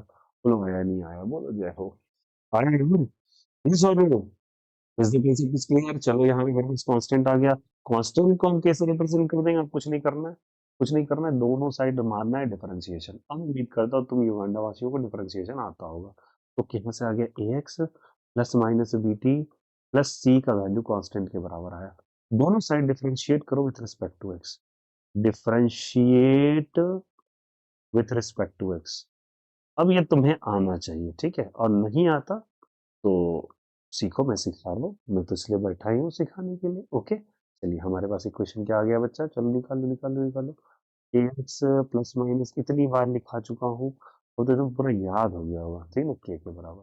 अब मुझे साइड, दोनों साइड एक्स के रिस्पेक्ट में डिफरेंशिएट करना है। यहाँ से ए को छोड़, मैंने कर दिया differentiate D by D x, कर दिया इसका। मैं टाइम के रिस्पेक्ट में डिफरेंशिएट कर दूँ फिलहाल के लिए, टाइम के रिस्पेक्ट में। जब दुनिया क्यों कर रहे हैं सब बताता हूँ, टाइम के रिस्पेक्ट में करो। यहाँ से ए एक्स है प्लस माइनस बी टी है प्लस माइनस सी है, यहाँ पे हो जाएगा डी के बाई डी। ओके, डिफरेंशिएट किया, कांस्टेंट का डिफरेंशिएशन बच्चा 0 होता है। ओके, यहाँ चले गए तो a मेरे लिए कांस्टेंट है, छोड़ दिया तो ब्रैकेट में आ गया dx बाई dt। ओके, यहाँ पे प्लस माइनस, फिर b को छोड़ो, dt बाई dt आएगा। बहुत ही बढ़िया, बहुत ही सुंदर। फिर मैंने कांस्टेंट का डिफरेंशिएशन मारा, एकदम खूबसूरत बात, यहाँ पे 0 आ गया। कांस्टेंट का डिफरेंशिएशन होता है शून्य के बराबर, कोई बात नहीं, dt by dt cancel out हो गया, 1 के बराबर आ गया। a इंटू लिखेंगे dx बटा dt, well and good, plus minus b into 1 plus क्या हो जाएगा, 0। ओके, बोलो भैया जब हो, यहीं पे आ जाइए। a into D x by क्या चीज, डी टी। यहाँ लिखा प्लस माइनस, यहाँ लिखा b, कितने के बराबर, 0। उधर ट्रांसफर करेंगे, इसको ट्रांसफर करेंगे, इसको ट्रांसफर करेंगे, राइट साइड ले जाएगा, right side, right side, right side ले जाओ, यहाँ पे आ जाता है, राइट साइड ले जाओ, D x by D T. Okay, इधर ये गया, प्लस माइनस कैसे लेके जाएंगे, अरे बेटा जब प्लस इधर जाएगा तो हो जाएगा माइनस, प्लस हो जाएगा तो क्या हो जाएगा, माइनस। और कलर चेंज कर लेते हैं तुम्हारे लिए, प्लस क्या हो गया, माइनस, प्लस हो गया माइनस, और माइनस हो गया प्लस, ये हो गया बी, तो यहाँ हो जाएगा डी एक्स बटा डी टी, यहाँ पे आ जाएगा into A is equal to minus plus B, cross multiply तो D x by D T. अरे D x by D T कुछ होता है भैया, वेलोसिटी, किसका वेलोसिटी, वेलोसिटी ऑफ वेव हो जाएगा ये। वेलोसिटी ऑफ वेव क्यों होगा बच्चे, तुमने किसकी डिफरेंशिएशन निकाली, एक्स की, एक्स किसका डिस्प्लेसमेंट था, भूल ही गया मैं, एक्स तो डिस्प्लेसमेंट था वेव का, x was the displacement of what जल्दी बताइए, वेव। इसकी डिफरेंशिएबिलिटी मैंने की dx by dt के बराबर, that comes to be minus plus b upon a। Is the concept is clear to everyone? Hello, hello, hello, hello, hello। सारे बच्चे बता दो, dx by dt that is equals to minus plus b by a, minus plus b by a। यहाँ पे हमारे पास equation आ गया, तो बहुत ही बढ़िया, बहुत ही सुंदर। यहाँ पे माइनस प्लस बी बाई ए के बराबर आ गया। यहाँ पे हमारे पास एक इक्वेशन डेवलप हो गया। क्या डेवलप हो गया बताओ, इक्वेशन डेवलप हो गया। तो इससे हम लोग क्या समझेंगे, इससे हम लोग क्या समझेंगे, मतलब particle minus plus B by A आया तो इससे क्या मतलब हुआ, आओ आओ तुम्हें समझाएं। आओ बच्चे तुम्हें सिखाएं, वेलोसिटी ऑफ वेव आया dx बटा dt, well and good, not equals to minus plus B by a. Now look here, this means the velocity can be taken to be in the दो वे, एक plus B by ए हो सकता है, एक minus b by ए हो सकता है। मेरी बात को एकदम ध्यान से सुनिए, एक प्लस बी बाय ए हो सकता है और क्या हो सकता है, माइनस बी बाय ए हो सकता है। मेरी बात को ध्यान से सुनिएगा, लेकिन अगर ऐसा लिखा हुआ है तो याद रखिएगा, अगर यहाँ पे ये चीज दे रखा है तो ये बात एकदम दिमाग में बैठा लीजिए कि अगर वेलोसिटी का डेटा प्लस बी बाय ए लिखा है किसके टर्म में, बी बाय ए के टर्म, और वेलोसिटी की वैल्यू माइनस बी बाई के टर्म में लिखा है, इसका मतलब क्या हुआ कि अगर प्लस बी बाई ए है तो मतलब वेव जो है आपका वो ट्रैवल कर रहा है, वो ट्रैवल कर रहा है निगेटिव एक्स डायरेक्शन में, क्योंकि तुम डिफरेंशिएट करके ये रिजल्ट लाए हो। तुम लोग क्या चीज करके लाए हो, डिफरेंशिएट करके। सुनना मेरी बात को ध्यान से, ये बी बाई ए तो याद रखना, प्लस बी बाई ए अगर होता है तो it is travelling in the negative x direction. पहले ये दिमाग में बैठाओ बात को। और अगर माइनस बी बाय है, is travelling in the positive x direction. इधर जा रहा है, चलिए बताओ, it is travelling in the positive x direction. ये कैसे हो गया भैया, माइनस वाला इधर और प्लस वाला इधर कैसे आ गया, क्योंकि इसलिए आ गया क्योंकि रिजल्ट आपका उल्टा निकल के आया है। मतलब ये है कि अगर आपको वेलोसिटी का वैल्यू देखो, फंक्शन फिर से लिखा रहा हूँ, A x plus minus B T plus C था, ठीक ना, यहाँ पे ऐसे करके ध्यान देना, ठीक है। तो अगर याद रखिएगा velocity minus b upon a है, किधर आया बताओ, minus b by, minus b by है, माइनस बी बाय है, तो याद रखना ये वेव राइट साइड जाता नजर आएगा, ठीक है, किधर जाता नजर आएगा, राइट। देखो देखो देखो देखो डायरेक्शन ऐसे करके, भूलना मत। और वही वेलोसिटी का value plus B by A आया, तो ये वेव आपको लेफ्ट साइड ज्यादा नजर आएगा, किधर नजर आएगा, लेफ्ट साइड नजर आएगा। क्यों, क्योंकि हमारे पास, तो बताओ इक्वेशन क्या बन जाएगा मेरा, इक्वेशन क्या बन जाएगा, हमारे पास दो इक्वेशन था ना, मेरी बात को ध्यान से सुनिएगा, हमारे पास दो इक्वेशन था ना, क्या क्या इक्वेशन था, मैंने लिखा था स्टार्टिंग में इक्वेशन ये लिखा था, A x plus minus B T plus minus C. अभी सी को भूल जाओ, ऐसे कोई फर्क नहीं पड़ने वाला, बट ध्यान रखिएगा, अगर किसी वेव का इक्वेशन में ऐसे करके लिखा है, function of A X minus B T plus minus C, जो भी लिखा है, अगर यहाँ माइनस है, यहाँ क्या, जल्दी बताओ, माइनस है, यहाँ माइनस है, तो याद रखिएगा यहाँ माइनस रिप्रेजेंट कर रहा है, यहाँ सॉरी, यहाँ अगर प्लस लिखा है, sorry for that, sorry for that, यहाँ प्लस लिखा है तो ये रिप्रेजेंट कर रहा है कि वेव आपका निगेटिव एक्स डायरेक्शन में ट्रैवल कर रहा है। अगर यहाँ प्लस लिखा है तो यहाँ प्लस माइनस की प्रोबेबिलिटी थी ना, अगर बच्चे यहाँ पे देखो प्लस माइनस है, यहाँ प्लस भी हो सकता है और क्या हो सकता है बोलो, माइनस भी। और अगर बी के आगे प्लस लिखा है तो याद रखिएगा, बी के आगे प्लस लिखा है, मैं हटा देता हूँ, डॉट बना देता हूँ। अगर प्लस लिखा है तो याद रखना कि नेगेटिव एक्स को रिप्रेजेंट कर रहा है, और अगर माइनस लिखा है तो ये पॉजिटिव एक्स को रिप्रेजेंट कर रहा है। तो इक्वेशन बन जाएगा A X minus B T plus minus C को रिप्रेजेंट करता है। क्या ये इक्वेशन फर्स्ट और इक्वेशन सेकेंड समझ में आ गया? वेलोसिटी अगर प्लस बी बाय ए है तो फिर से बोल रहा हूँ नेगेटिव एक्स हो जाएगा, नेगेटिव एक्स हो जाएगा। और अगर वेलोसिटी माइनस बी बाय ए है तो याद रखना ये पॉजिटिव एक्स हो जाएगा, पॉजिटिव एक्स। उस दौरान इक्वेशन ऐसा फ्रेम हो जाता है, इक्वेशन ऐसा। Is the concept is clear to everyone? बोलो आया नहीं आया, यहाँ तक बातें समझ में आई आप लोगों के? यस और no? Is the concept is clear? Is the concept is clear? तो प्लस का मतलब क्या चीज से होता है बोलो? प्लस का मतलब निगेटिव से, माइनस का मतलब पॉजिटिव से। माइनस का मतलब क्या चीज से बताओ यहाँ से? पॉजिटिव से हो जाएगा। Is the concept is clear to everyone? सबको समझ में है यहाँ पे? पॉजिटिव से मतलब हो जाएगा प्लस की तरफ, और निगेटिव से मतलब कितना हो जाएगा? माइनस की तरफ। कैसी तरफ हो जाएगा बोलो? माइनस की तरफ हो जाएगा।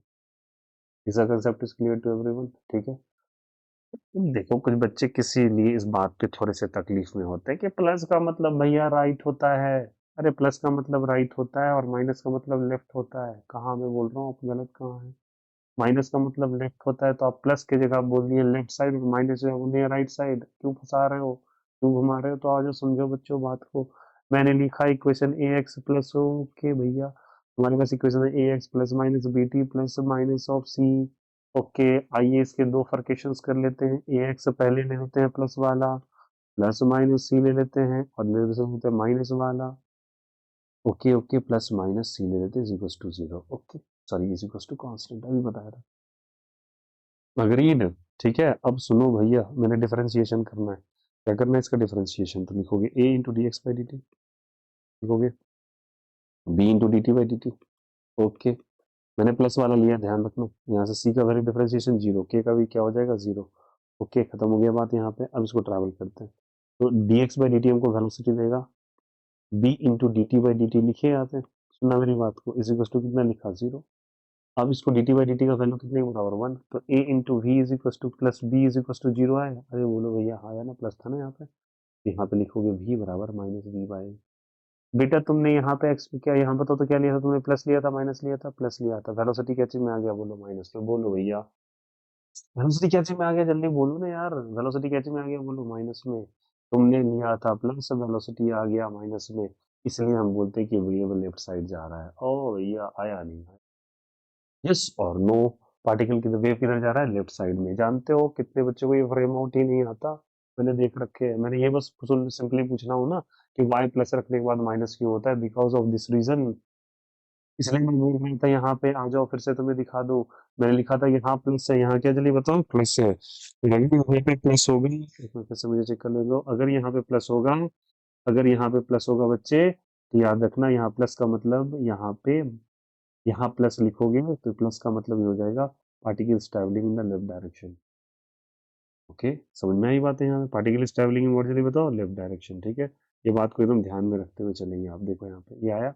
अब देखो इसको, देखो यहाँ माइनस है ना, यहाँ से फिर से डिफरेंशिएट करते हैं D x by D T. Okay, minus B into D T by D T करेंगे। टी का डिफरेंशिएशन कितने के बराबर? जीरो। यहाँ भी जीरो। अब बताओ A into D x by D T, खुद ही देखो ना। माइनस बी, यहाँ पे क्या रखा बोलो यहाँ से? Is equal to zero.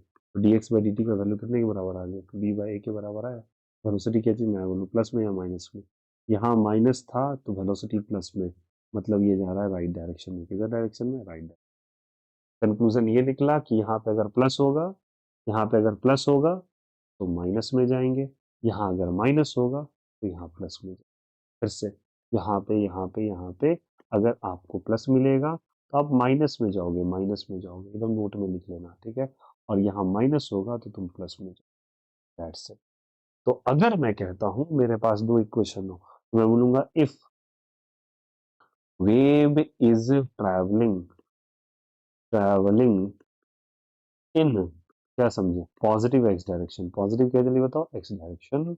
इसका मतलब ये होता है कि हमारे पास जो इक्वेशन बनेगा y in the form of x and t, that will comes to be f of a x।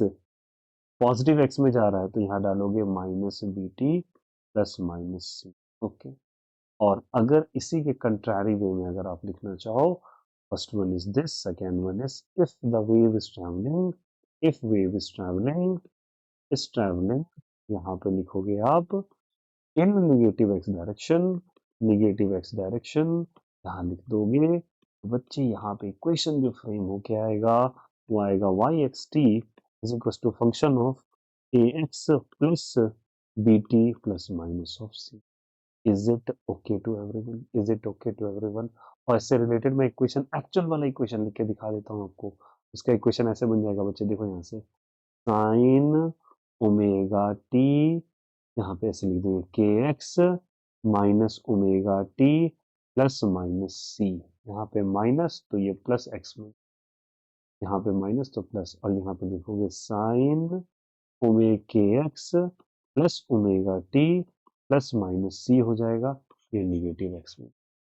Is the equation is clear to everyone? चलिए भाई, इतने देर के लिए हम लोगों ने आपको वेव का इक्वेशन पहले लिखना सिखा दिए। क्या सबको ये बातें समझ में आई? बोलो भैया यस और नो, जोर से बोलो यस और नो। क्या इक्वेशन लिखना आया सबको समझ में? हाँ या ना? Is it okay? ठीक है, तो यहाँ पे इक्वेशन आप लोग लिखना सीखा। याद रखना, ये वेव जा रहा है पॉजिटिव एक्स में ऐसे करके, और ये वेव जा रहा है नेगेटिव एक्स में। इतने देर से तामझाम में आपको ये वेव ऑफ इक्वेशन मैंने लिखना सिखाया है फिलहाल के लिए।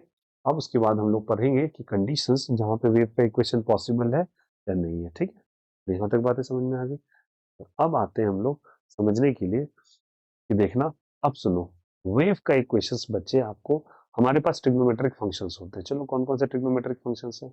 How many trigonometric function that you know please? तो सर मैं चलो चमकीला सा पेन ले लेता हूँ, ठीक है।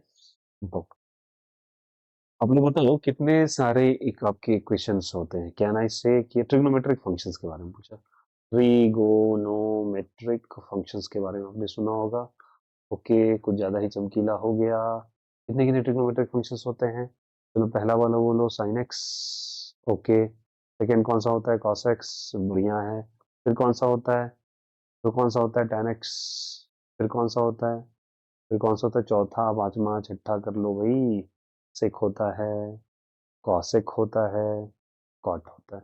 ठीक है, अब देखना, इन सारे फंक्शंस के होने के बावजूद भी आपको याद रखिएगा केवल और केवल दो ही फंक्शंस वेव को फॉलो करता है, ये और ये। लॉजिक क्या है कि वेव जो है हमारा वो फाइनाइट इंटरवल के अंदर प्रोपगेशन शो करना चाहिए, इंटरवल के विदिन प्रोपगेशन शो करना चाहिए, विदिन प्रोपगेशन शो करता है। क्या बोल दिया भैया, नहीं समझ में आया? इतना कौन सा हैवी टर्म यूज कर लेते हो? आइए समझाता हूँ। बच्चा तुम वेव बनाते ही कैसे हो? चलो बना के दिखाओ। ऐसे करके बनाते हो? बोलो हाँ या ना, बनाते हो ना? और एक वेव अगर बनाओगे तो आप नीचे से ऊपर की तरफ बनाए, एक वेव बनाओगे है देखो ऊपर से नीचे ऐसे करके बना, ठीक है, ऐसे ही बनता है। ठीक है, आपको मालूम है गणित के अनुसार इसका मैक्सिमम वैल्यू +1 हो सकता है और मिनिमम वैल्यू -1 हो सकता है। ऊपर +1, नीचे क्या हो जाएगा? -1। इसका भी चेक कर लो। इसका वैल्यू अगर आप देखोगे तो इसका भी ऐसा ही आपको नजर आएगा, इसका भी ऐसे ही नजर आएगा। ऊपर का वैल्यू देखोगे देयर इज अ +1, तो ज्यादा ही गंदा हो गया, मुझे कुछ और ले लेते हैं। इसका वैल्यू +1 होता है, नीचे वाले का वैल्यू -1। तो याद रखना, वेव क्या लिखा? फाइनाइट इंटरवल के अंदर। गौर करो, फाइनाइट इंटरवल के अंदर। इन्हें कि अपने मन से कुछ भी ऊपर जाते गए जाते गए जाते गए, अंत ही नहीं मिला, फिर नीचे कब आ रहे पता ही नहीं चल रहा। फाइनाइट इंटरवल के अंदर ऊपर जाओगे नीचे आओगे, फिर ऊपर जाओगे फिर नीचे आओगे, फिर ऊपर जाओगे फिर नीचे आओगे। और ये मात्र केवल और केवल दो फंक्शन ही फॉलो कर सकता है, that is the sine x, that is the sine x. और कौन कौन फॉलो कर सकता है? ओनली द कॉस एक्स, क्योंकि इसके अंदर भी इनफाइनाइट आ जाता है, इसके अंदर भी इनफाइनाइट आ जाता है, इसके लिए अंदर भी इनफाइनाइट आ जाता है, और इसके अंदर भी इनफाइनाइट आता है। और जो जो ट्रिग्नोमेट्रिक फंक्शंस के अंदर इन्फिनिटी आ जाता है तो उसके लिए फाइनाइट इंटरवल नहीं है, क्योंकि उसके वैल्यूज में ही इन्फिनिटी आ रहा है। इसका ग्राफ्स ऐसे करके बनता है, इनका ग्राफ्स ऊपर और नीचे बनता है, कहीं यहाँ कंट्रोल ही नहीं है ग्राफ पर, कहीं भी चला जाएगा। याद रखना, वेव केवल और केवल कंट्रोल्ड फाइनाइट स्पेस के अंदर ही प्रोपगेट कर सकता है, इनफाइनाइट के अंदर नहीं। तो कहीं भी वैल्यू इनफाइनाइट अगर आ जाए और अनडिफाइंड आ जाए, इनफाइनाइट आ जाए या अनडिफाइंड आ जाए, तो याद रखना, it will never be considered to the equation of wave. So tan is not a wave equation. sec is not a wave equation, cosec not a wave equation, cot not a wave equation. Only the cos and the sin will consider to be wave equation. याद रखना किसी भी equation के अंदर या तो आपको cos मिलेगा या तो आपको sin मिलेगा, या तो आपको cos मिलेगा या तो sin मिलेगा। तो उनके दिन मुझे अगर इक्वेशन ऑफ वेव लिखना पड़े तो लिखूंगा y is equals to a, या तो लिखूंगा sin omega t plus minus के एक्स प्लस फाइव, ये चीज चलेगा बिल्कुल। y is equal to second में लिख सकता हूँ a cos भी चलेगा, ओमेगा टी प्लस माइनस यहाँ पे डाल सकते हो प्लस माइनस के एक्स प्लस माइनस फाइव, ये भी चलेगा। बट अगर कोई आ जाए यहाँ पे बोलने के नहीं मुझे लिखना है y is equal to a omega T plus minus के एक्स प्लस माइनस फाइव, बोलूंगा भक बुड़बक कहीं का कुछ भी बोलते रहता है, नहीं होने वाला ये, क्योंकि इसके वैल्यू में इंफिनिटी आ जाता है। You have to only the wave equation is possible for a finite interval of the function. -1 से +1 तक जा सकता है, कहीं भी उड़ान भर के कुछ लेके चलाओगे तो थोड़ी ना वेव ऑफ इक्वेशन कह देंगे। क्या क्या बोलते हो भाई? बिहारी भाषा को सपोर्ट किया जाए। चौथा नंबर, चौथा भैया अगर कॉट आ जाए लेकिन सेक आ जाए लेकिन तो बहुत बुर्बक कुछ भी बोलते रहता है, फालतू बातें, नहीं होने वाला, नेवर एवर। ये भी नहीं होगा, ये भी नहीं होगा, खाली ई खाली ई, खाली साइन और कॉस ही चलेगा। बोलो बच्चा समझ में आया, बोलो बच्चे समझ में आया।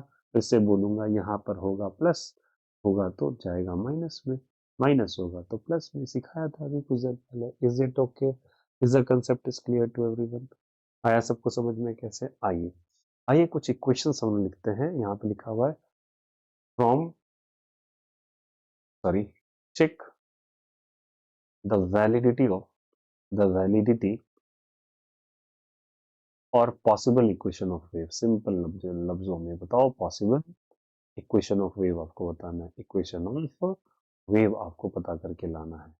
चलिए हम आपको इक्वेशन देंगे और आप कहिएगा हाँ नहीं तो ना, कि इक्वेशन ऑफ वेव पॉसिबल है लीजिए वाई। गोल्डन चमकीला कलर क्या बोले, होली आने वाली है, उस सबका इक्वेशन का तैयारी कर लूँ पहले से। y इज इक्वल टू दे रखा है बच्चे x into t as a function of x into t. बोलो पहला इक्वेशन दे रखा है क्या, x square minus we t का होल स्क्वायर एक इक्वेशन ऑफ वेव है। पता कैसे करेंगे इसके बारे में, कैसे पता करेंगे ये इक्वेशन ऑफ वेव है या नहीं, आइए समझाते हैं। आओ बच्चे तुम्हें से लिखा है, बताओ ये स्क्वायर माइनस बी स्क्वायर है, तो क्या ए स्क्वायर माइनस बी स्क्वायर का फॉर्मूला पढ़े हो गणित में? क्या पढ़े बच्चा? ए माइनस बी ए प्लस बी होलो, हाँ या ना? आइए सॉल्यूशन सॉल्यूशन खेल लेते हैं। सॉल्यूशन आइए चमकीला पेन लेते हैं, एक्स माइनस बी टी और एक्स प्लस बी टी। बोलो हाँ या ना? आया यहाँ से? अब क्या करो इस केस में, जब कभी आपको आ जाए तो दो चीज हमेशा कंसीडर करना, दो चीज हमेशा कंसीडर करना। क्या वो दो चीज है कि x का वैल्यू 0 और t का वैल्यू 0 रख के चेक करना, x का वैल्यू इन्फिनिटी या t का वैल्यू इन्फिनिटी रख के चेक करना। अगर दोनों केसेस वैलिड हो गया तो याद रखना इक्वेशन ऑफ वेव है। मतलब क्या, सुनो, अगर हम टाइम का वैल्यू 0 रख देते हैं, टाइम का वैल्यू 0 रख देते हैं और रखो यहाँ पे, रख दिए पहला केस, ठीक है? जैसे टाइम का वैल्यू मेरे पास इक्वेशन ऑफ वेव रखा, टाइम का वैल्यू 0 रखो, x माइनस वी इंटू 0, ठीक है? और यहाँ पे लिख दिया x का वैल्यू v इंटू 0, ठीक है? यहाँ x और यहाँ भी क्या आ गया, x into x x square, यहाँ तक कोई दिक्कत नहीं, ठीक है? अब हम x का वैल्यू 0 रखते हैं, x का वैल्यू क्या रखते हैं, 0 रखते हैं, x का वैल्यू क्या रखते हैं, 0। x का वैल्यू अगर हम लोग 0 रखेंगे, x का वैल्यू अगर हम लोग 0 रखेंगे तो एक बात बताओ, x का वैल्यू जैसे 0 रखोगे तो यहाँ 0 रखो, 0 रखो, तब ये हो जाएगा माइनस वी टी और ये हो जाएगा प्लस वी टी। अरे x का वैल्यू 0 रख दिया, हो जाएगा माइनस वी टी स्क्वायर। अब दोनों चीजें रख के देखो, x भी 0 और v भी 0, t भी 0, ठीक है? x का वैल्यू 0 और t का वैल्यू 0, तो बच्चे ये पूरा इक्वेशन ही 0 हो जाएगा। x का वैल्यू इन्फिनिटी रखो, t का वैल्यू इन्फिनिटी रखो, पूरा इक्वेशन ही इनफाइनाइट हो जाएगा। याद रखना, कभी भी अनडिफाइंड इक्वेशन के लिए वेव वैलिड नहीं है। क्या बोल दिए भैया, नहीं समझ में आया? अरे यहाँ कुछ लोग बोलते हैं नहीं समझ में आया, तो मैं कहाँ बोल रहा हूँ, मैं भागे जा रहा हूँ। सुनो तो भैया, रखना बच्चा यहाँ पे इन्फिनिटी और यहाँ भी रख दो इन्फिनिटी, यहाँ रख दो इन्फिनिटी और यहाँ भी रख दो इन्फिनिटी। बताओ, infinity minus infinity is infinity, undefined minus undefined is undefined, undefined plus undefined is undefined. Undefined को अनडिफाइंड से मल्टीप्लाई करो वो भी डिफाइंड नहीं होगा। वेव अभी बोला था फाइनाइट इंटरवल के लिए पॉसिबल है। ये सब में tan में भी इंफिनिटी आ रहा था, sec में भी इंफिनिटी आ रहा था, इसलिए ये लोग वेव ऑफ इक्वेशन नहीं बन रहे थे। तो ये भी याद रखना, किसी भी वैल्यू पे अगर जाके y अगर अनडिफाइंड हो जाता है, क्या हो जाता है, अनडिफाइंड, तो उस इक्वेशन को कभी भी इक्वेशन ऑफ वेव नहीं कहेंगे। तो हमारा given given equation equation of wave नहीं है। Wave is only defined for finite equations, finite values. याद रखना, अनडिफाइंड अगर किसी भी तरीके से आ गया तो कभी भी इक्वेशन ऑफ वेव नहीं बनेगा। तो ये जो इक्वेशन हमारे पास दे रखा था y x t that is equal to, मेरे पास आया x square minus we t का होल स्क्वायर, क्या ये इक्वेशन ऑफ वेव है? तो नहीं है, क्योंकि x इक्वल टू इन्फिनिटी पे भी ये इन्फिनिटी आ रहा है, y का वैल्यू इन्फिनिटी, और t is equal to infinity पे y का वैल्यू इन्फिनिटी आ रहा है। ये कभी भी इक्वेशन ऑफ वेव नहीं बनेगा। ठीक है, चलो और देखो यहाँ पे आ जाओ, मेरी बात को समझना। सेकेंड इक्वेशन हम ले रहे हैं, वाई एक्स टी दे रखा है हमारे पास इक्वेशन है 4 upon x square plus 4t का स्क्वायर, और यहाँ पे दे रखा है हमारे पास 4xt। बढ़िया है भैया। अब नीचे वाला देखो, 4 है, ये एक्स स्क्वायर है, यहाँ पे 2t का होल स्क्वायर हो जाएगा, और यहाँ पे लिखोगे 2 इंटू 2x इंटू टी, या फिर 2 इंटू 2t इंटू एक्स लिखेंगे। और गौर करो तो बच्चे, ये ए स्क्वायर, ये बी स्क्वायर, ये ट्वाइस ए बी, क्या लिखेंगे बोले ऐसे, 4x स्क्वायर प्लस ए स्क्वायर, फिर क्या लिखेंगे बोलो, B square plus 2ab। A square plus B square 2ab का वैल्यू किसके बराबर हो जाएगा ब्रो, एक्स प्लस 2t का होल स्क्वायर, ए प्लस बी का होल स्क्वायर। रख दिया, ए प्लस बी का क्या चीज, होल स्क्वायर, ए प्लस बी का क्या चीज, होल स्क्वायर।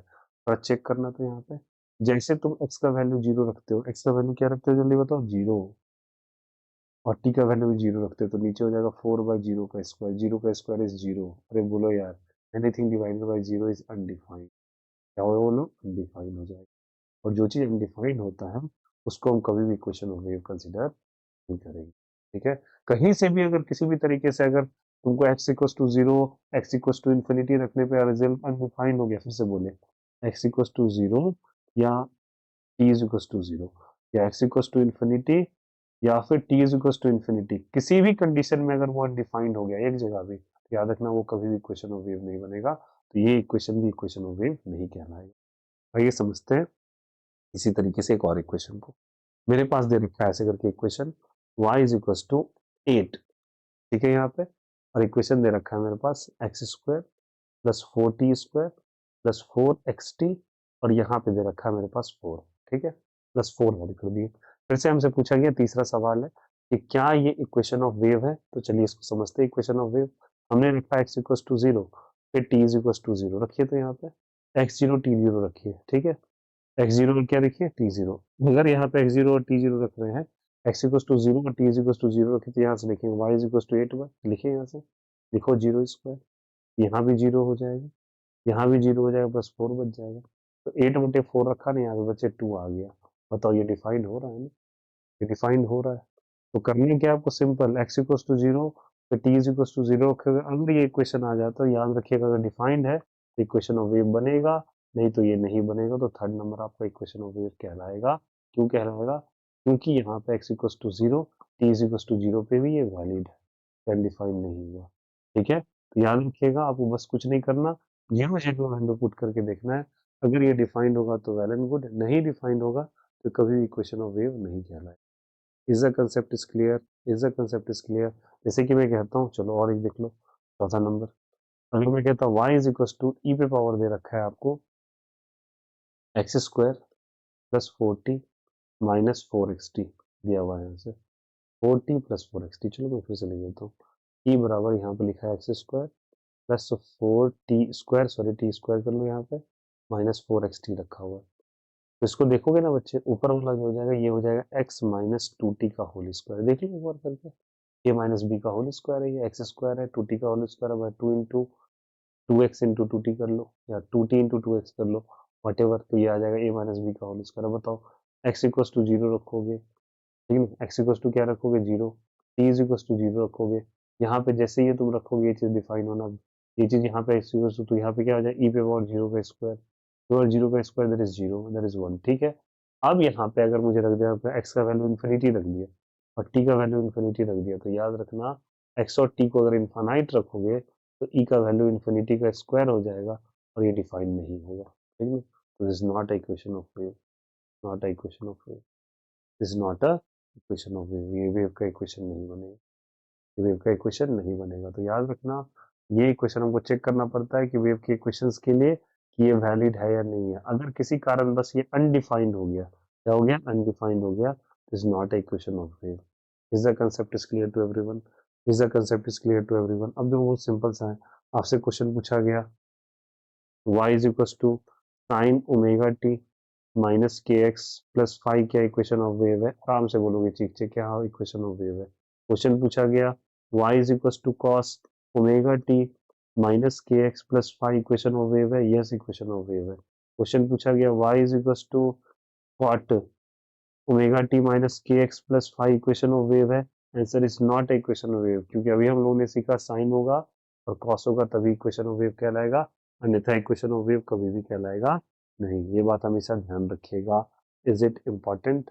सबको समझ में आया कैसे करना है? यहाँ से याद रखिएगा कि हमारे पास इक्वेशन ऑफ वेव बनाने के लिए अनडिफाइंड डेटा नहीं चाहिए। कैसा डेटा नहीं चाहिए जल्दी बताओ? अनडिफाइंड डेटा नहीं चाहिए। अगर अनडिफाइंड होगा तो कभी भी इक्वेशन ऑफ वेव कहलाएगा नहीं। हमेशा डिफाइंड फंक्शंस के लिए इक्वेशन ऑफ वेव पॉसिबल है, अनडिफाइंड के लिए पॉसिबल नहीं है। तो ये बात समझ में आई सभी को कि डिफाइंड के लिए इक्वेशन पॉसिबल नहीं है, केवल और केवल ये डिफाइंड के लिए ही पॉसिबल हो। कोई दिक्कत यहाँ से? मैं समझ में कैसे करना है यहाँ से? याद रखो कि डिफाइंड अगर होगा तो ठीक है, डिफाइंड है तो ठीक है, और अनडिफाइंड है तो हमारे लिए इक्वेशन ऑफ वेव कंसिडर नहीं होगा। अनडिफाइंड है तो वेव कंसिडर नहीं होगा। Is the concept is clear to everyone? Is the concept is clear to everyone? समझ में आया सबको? तो ये आपके पास आ गया। और अगर वेव राइट साइड जाएगा, मैंने क्या इक्वेशंस बनाया था बताओ? यहाँ से y इज इक्वल टू आ जाएगा, क्या बोलो बोलो बोलो, a साइन अभी पढ़ाया था ओमेगा टी, राइट साइड होगा तो माइनस के एक्स प्लस फाइव हो जाता है। और अगर वही वेव अगर लेफ्ट साइड जाने लगता है तो y is equal to a sine, यहाँ बन जाएगा omega T plus k x plus five बन जाता है। ठीक है, तो याद रखिएगा यहाँ पे अगर प्लस आया तो वो निगेटिव एक्स में जा रहा है, अगर माइनस आया तो पॉजिटिव एक्स में। उम्मीद करता हूँ यहाँ तक इक्वेशन ऑफ वेव वगैरह फ्रेम करने के लिए सभी बच्चों को आ गया होगा।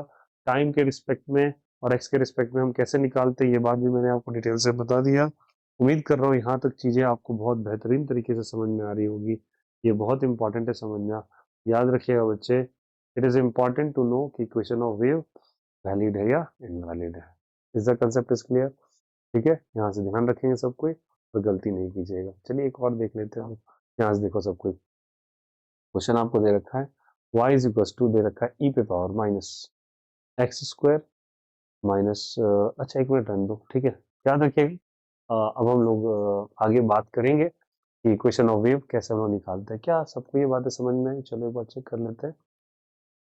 तो हम लोगों ने पहले बच्चे इक्वेशन ऑफ वेव को फ्रेम करने की कोशिश की, तो एक काम करते हैं हम लोग सारे की सारी बातों को ना एक जगह कंक्लूड कर लेते हैं कि इक्वेशन ऑफ वेव कब बनेगा नहीं बनेगा, ये कंडीशंस क्या है। यहाँ तक चीजें क्लियर हो गई थी, ठीक है। कंक्लूजन ये निकलेगा बच्चा, देखो यहाँ पे, चेंज द स्लाइड, देखो यहाँ से, अगर आपके पास कोई फाइनल कंक्लूजन क्या निकला, अगर आपको किसी वेव पार्टिकल, देखो यहाँ से पार्टिकल का फंक्शन एक्स और टी पे डिपेंड करता है, ये बात मैंने कहा था। टाइम के रिस्पेक्ट में अगर लिखना है मुझे इक्वेशन, तो y as a function of t को अगर हमको लिखना है तो यहाँ लिखेंगे y is equal to T not minus x by v. y as a function of x लिखना है, फाइनल कंक्लूजन बता रहा हूँ क्या लिखना है आपको। y as a function of x लिखना है तो हम लिखेंगे यहाँ से minus one by we common लेंगे और x माइनस वी टी कर देंगे। ओके, अगर वेव आपका राइट साइड जा रहा है, ठीक है, तो y as a x t हम लोग राइट साइड जा रहा है तो इसके लिए लिखेंगे function A x plus B, अगर वो राइट साइड जा रहा है A X minus B T plus minus C, और इसी को लिख सकते हैं ए साइन, जल्दी बोलो सब कोई, ओमेगा टी माइनस के x plus five plus minus five लिख सकते हैं।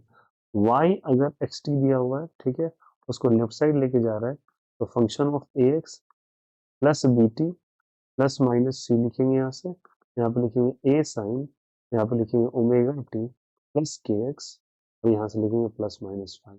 बाई तरफ गया तो यहाँ प्लस होगा, राइट साइड जाएगा तो यहाँ माइनस, ठीक है। उसके बाद मैंने बोला यहाँ पे इक्वेशन ऑफ वेव, उसके बाद कुछ कुछ बातें मैंने बताया था, एम्पलीट्यूड ओमेगा वगैरह, ओमेगा का वैल्यू कितना बताया था, थीटा बाई टी बताया था, टू पाई बाई टी बताया था, ओके। अच्छा, के का वैल्यू कितना बोला था, टू पाई बाई लेमडा, तो प्रोपगेशन कांस्टेंट कह रहे थे, ठीक है। उसके बाद मैंने आपको बोला कि याद रखिएगा साइन और कॉसी केवल और केवल वेव का इक्वेशन हो सकता है। वेव के किसी इक्वेशन में अगर इन्फिनिटी या अनडिफाइंड चीज आता है, क्या चीज आता है, अनडिफाइंड चीज आता है, तो याद रखना कभी भी वो इक्वेशन ऑफ वेव नहीं कहलाता। ठीक है, और अगर वो डिफाइंड चीज आता है, हमेशा डिफाइंड रहता है, मतलब इन्फिनिटी नहीं आना चाहिए किसी कंडीशन में। इन्फिनिटी अगर किसी तरीके से आप ले लें किसी इक्वेशन के अंदर, याद रखना वो वेव का इक्वेशन नहीं है। इन्फिनिटी अगर नहीं आ रहा है, अगर वो डिफाइंड है, तो याद रखना इक्वेशन ऑफ वेव है। मैथमेटिक्स के किसी भी तरीके से अगर इन्फिनिटी आ गया है, याद रखना वो डिफाइंड नहीं है। और अगर नहीं आया, वो डिफाइंड है, वो इक्वेशन ऑफ वेव कहलाएगा। इक्वेशन ऑफ क्या कहलाएगा, बोलो, वेव कहलाएगा। क्या उम्मीद कर रहा हूँ सबको ये बातें समझ में आ रही होंगी। यही चीज आज हम लोगों ने सीखा कि किस तरीके से इक्वेशन ऑफ वेव को लिखा जाता है। और याद रखिएगा, इसके लिए हम आपको से एक रिक्वेस्ट करेंगे कि एसएचएम को थोड़ा बहुत स्टार्टिंग फेज में याद करो। सिंपल हार्मोनिक मोशन के प्रोपगेशन को पढ़ाया था ना, कि जब वो राइट साइड जाता है बेटा तो थीटा होता है, लेफ्ट साइड आता है तो पाई माइनस थीटा होता है, इधर जाता है तो पाई प्लस थीटा होता है, इधर जाता है तो टू पाई माइनस थीटा होता है। ठीक है, इतनी बातें बताई थी। इस बातों को अगर दिमाग में आप बैठा लेते हो, तो कभी भी आपको आगे इक्वेशन ऑफ वे में दिक्कत नहीं होगा। तो उम्मीद करता हूँ आज की वीडियोस आपको समझ में आई होंगी। सारे बच्चे इसको पूरे अच्छे तरीके से नोट डाउन करेंगे, समझेंगे, और एक एक चीज को यहाँ पे समझेंगे। इतनी बातें बस आपको दिमाग में रखनी है। सर नेक्स्ट लेक्चर से आपको और चीजें क्लियर होती चली जाएंगी।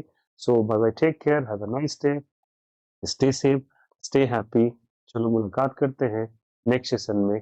आपको इसी को हम लोग क्रोनोलॉजिकली कंटिन्यू रखेंगे। बाय।